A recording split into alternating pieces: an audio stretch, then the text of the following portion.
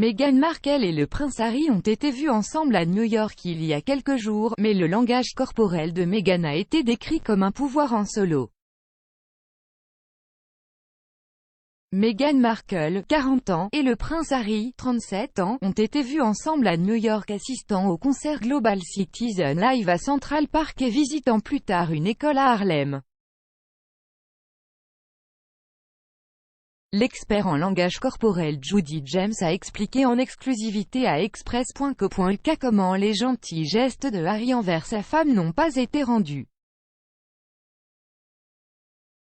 L'experte en langage corporel Judi James a expliqué « Il y avait un nouvel air de puissance et d'influence en solo sur le langage corporel de Meghan lors de son aventure à New York. La jeune mariée à l'air timide accrochée au bras de son mari au Royaume-Uni était partie et à sa place étaient des signaux de résilience, de détermination et de confiance. Sa tenue rouge faisait écho au look plus corporate que nous avons vu dans ses poses pour le magazine Time.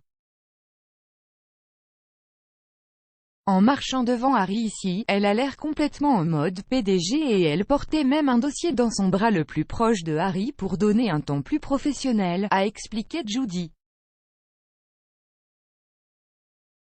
Sa démarche était rapide et elle ressemblait à une femme en mission, elle a poursuivi, alors qu'il posait pour la presse, Harry a effectué ses frottements du dos et son regard dans les yeux, mais le geste n'a pas été renvoyé car Meghan a regardé les caméras avec une expression plus sérieuse.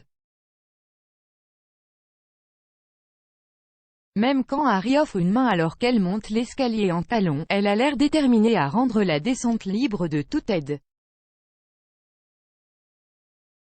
Les PDA du couple étaient toujours une caractéristique de cette aventure mais ils étaient moins constants que lorsqu'ils faisaient des tournées royales.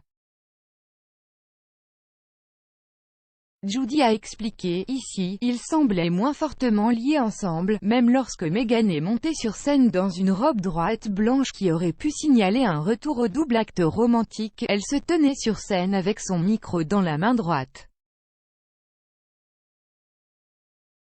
Semblant passionnée par sa cause alors qu'elle interprétait ses paroles en solo.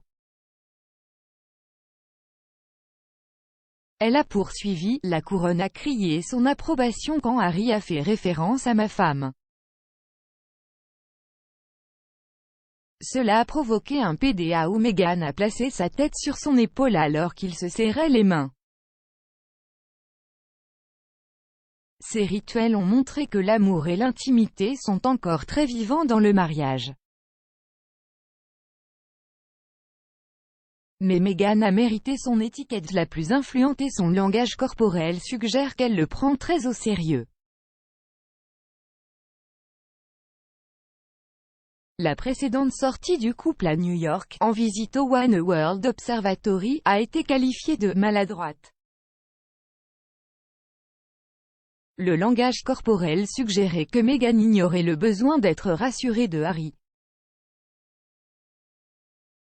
Judi a expliqué, Harry, en particulier, a effectué des rituels de toucher de veste et des gestes barrières pour suggérer qu'il était légèrement mal à l'aise devant les caméras de presse et certaines de ces petites touches comme le geste de direction sur le dos de Meghan et des retours de touche à l'intérieur de la salle, ainsi que quelques regards et mots adressés à elle pendant qu'il posait, suggéraient soit un besoin de rassurer.